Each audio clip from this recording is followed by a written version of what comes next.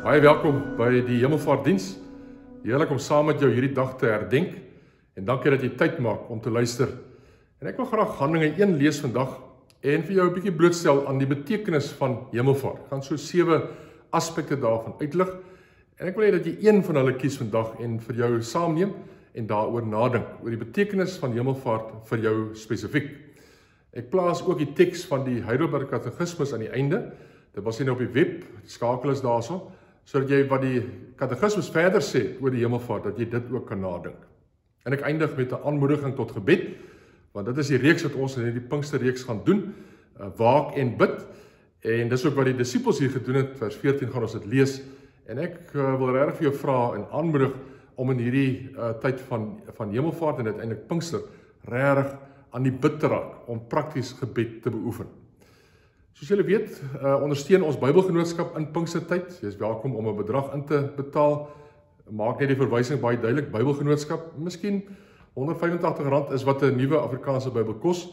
Miskien kan jy dit as 'n suggestie vir jouself neem. Kom ons raak nou stil voor die Here en dan sing ons toetrede lied 247, hoor ons bid, o Heer.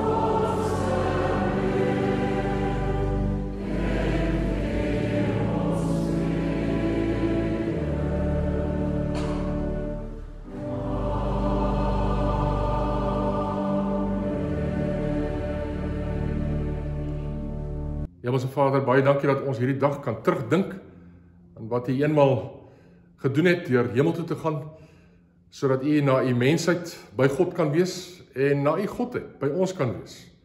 En ons in U teenwoordigheid in die hemel 'n belofte kan hê dat ons net soos U daar sal wees, maar aan die ander kant ook die wonder nog steeds van U teenwoordigheid in die Gees kan ervaar. En ons bid dat hierdie hemelvaart vir ons weer sal laat nadink oor wat dit alles vir ons beteken, en dat ons weer opnuut ons vertroue in U sal sit, om dit wat U vir ons deur die hemelvaart gee, om dit te ontvang en daarin te lewe. Dit bid ons in die naam van Jesus. Amen. Geliefdes, genade en vrede van God ons Vader en die Here, Jesus Christus, versterk deur die krag van die Heilige Gees. Kom ons loof die Here met lied 442, Gees van God wat in my woon. Oh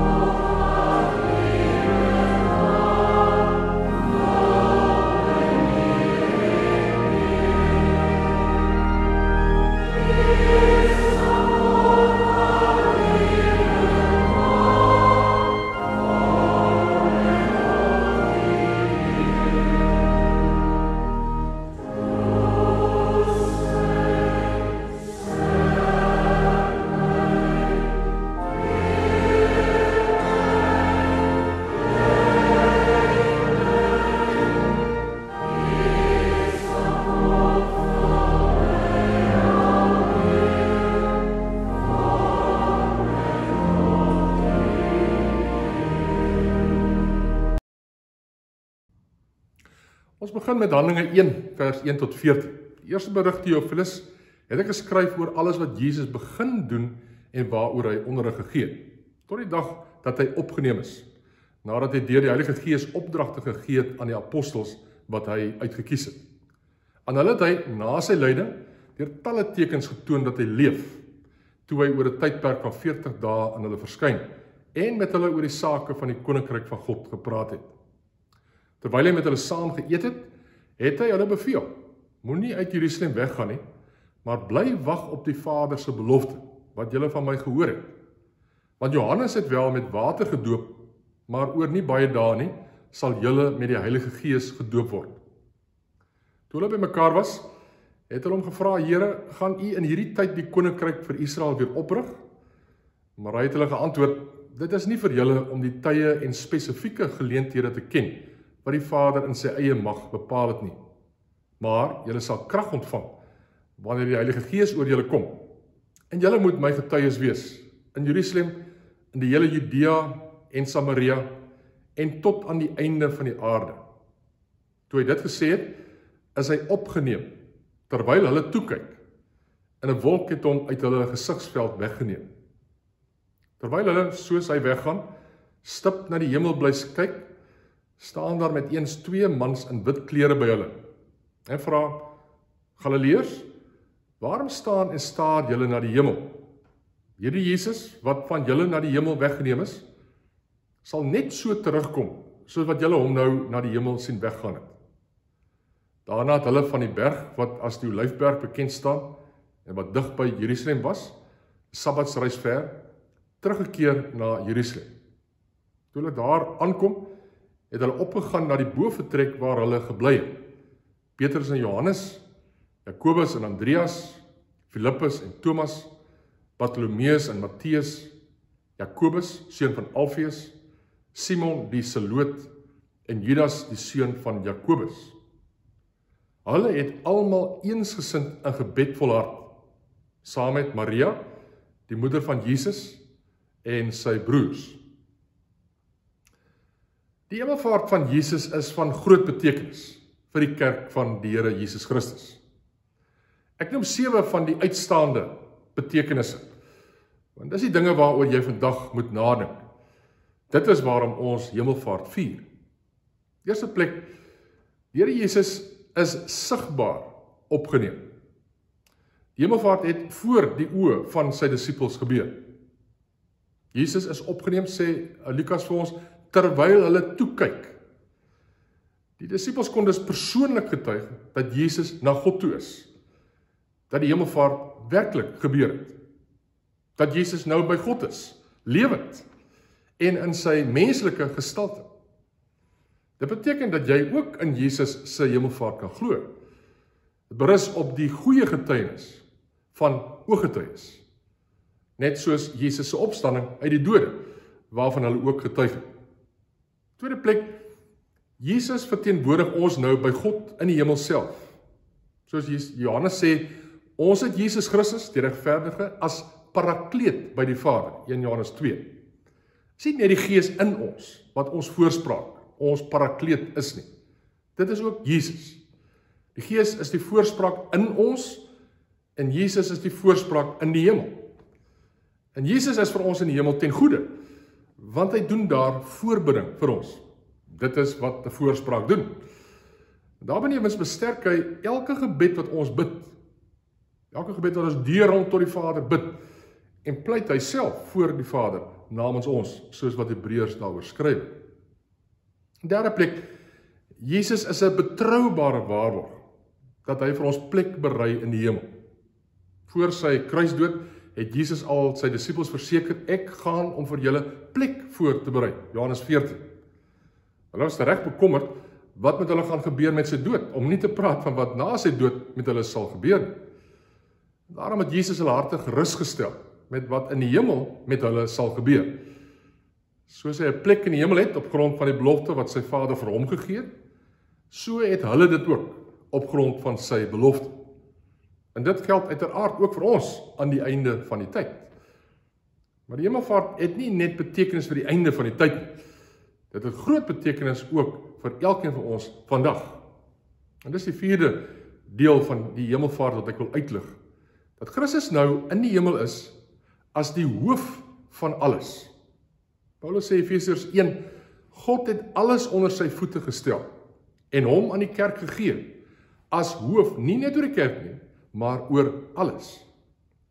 Dit wil sê God, die Vader, regeer alles deur hom. Nou, daar's niks wat hier gebeur met ons en met die wêreld waarvan God nie bewus is nie, waarby Jesus nie betrokke is nie. Met sy hemelvaart het Jesus immers hier in Matteus 28 vir sy disippels verseker, aan my is gegee alle mag in die hemel en op die aarde. En daarom is hy in staat om ons met sy mag teen alle vyande te beskerm en te bewaar. Al beteken die bewaring soms dat ons 'n prys moet betaal, selfs die dood as prys, beteken dit steeds dat hy ons kan bewaar, omdat hy mag het oor die ewige lewe. Want hy beloof Johannes 10, ek gee hulle die ewige lewe, en hulle sal tot in ewigheid nooit verlore gaan nie, en niemand sal hulle uit my hand ruk nie. Daar's egter meer.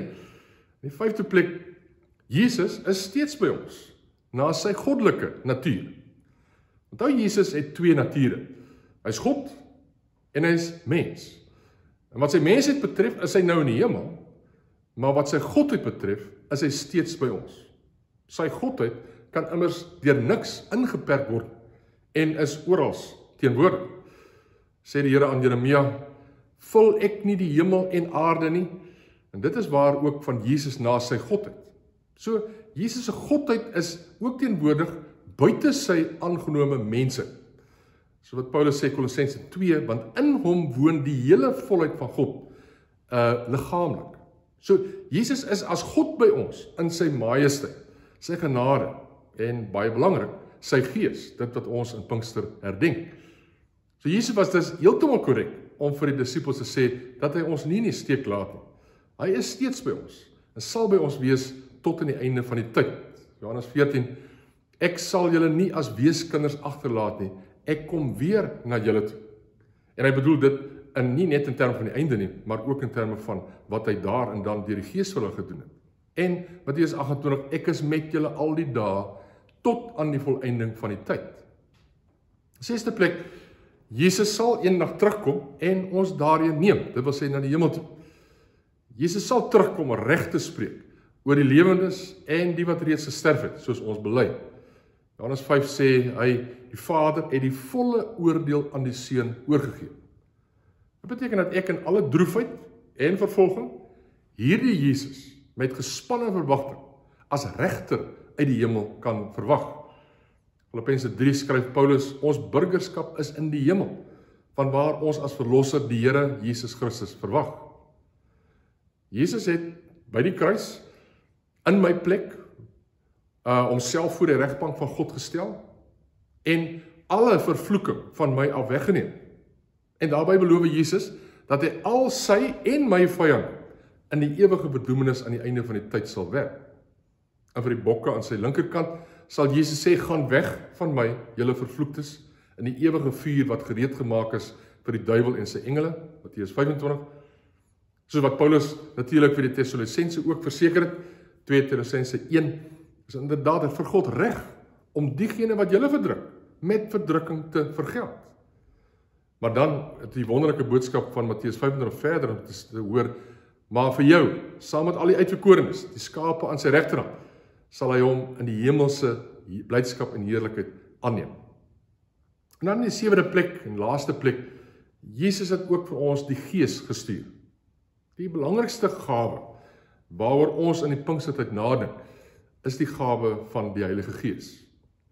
Aan die een kant waarborg die Gees vir ons die ewige lewe, omdat hy ewig by ons bly, dit wil sê hy is ook by ons na die dood en in die ewige lewe.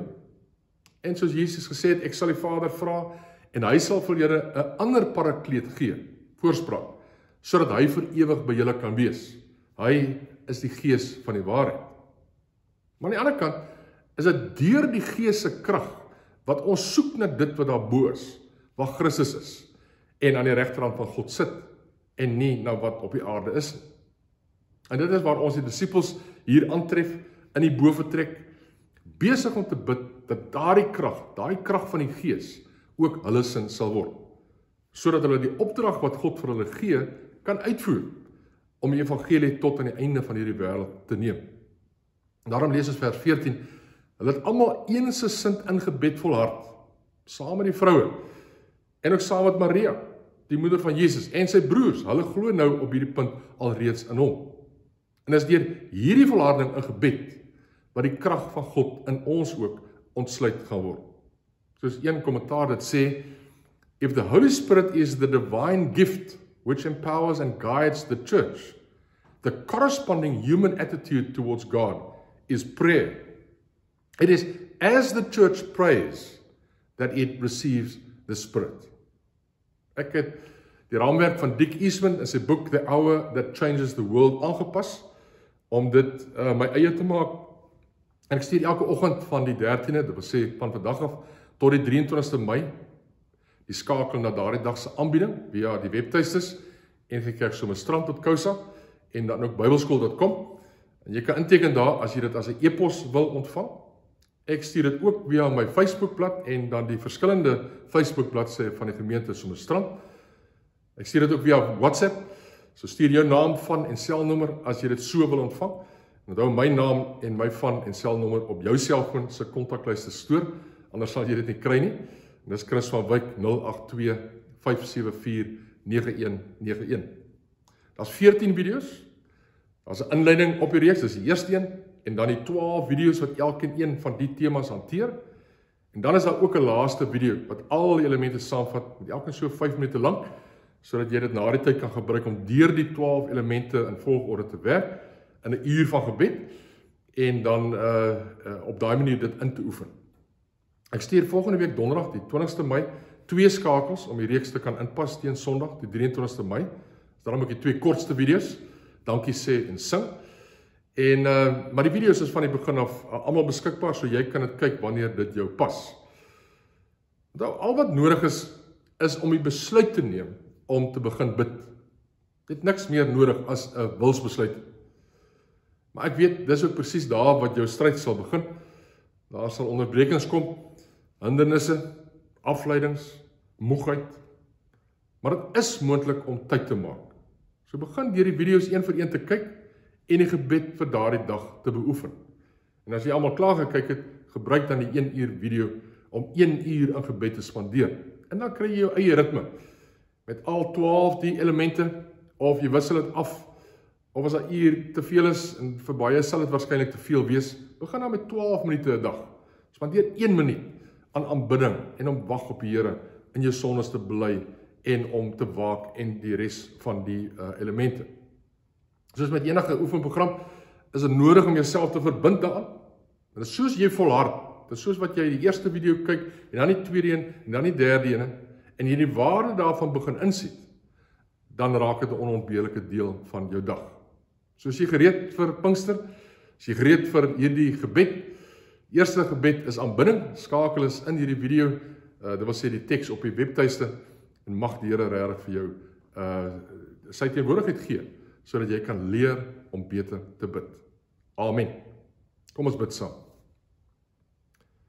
Hemelse Vader, waar hierdie disippels gewag het na die hemelvaart, en hulle saam bymekaar was om regtig te wag op die Gees, het U uiteindelik die Gees uitgestort? Het U die krag wat hulle voor gebid het vir hulle gegee? Het U dit wat U beloof het U vervul? En ons wil maar net daarvoor kom bid in hierdie Pinkstertyd, dat U ook dit vir ons sal doen.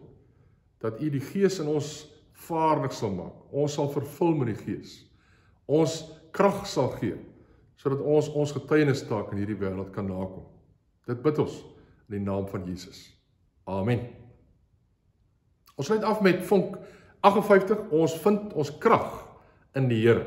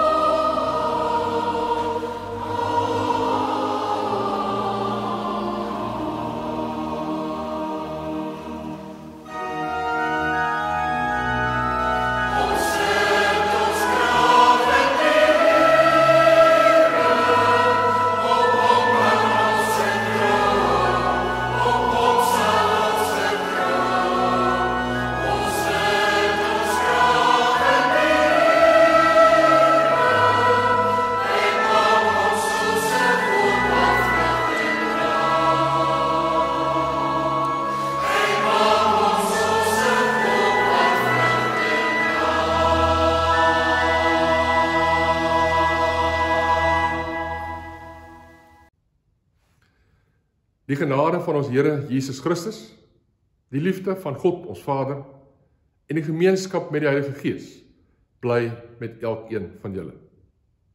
Amen.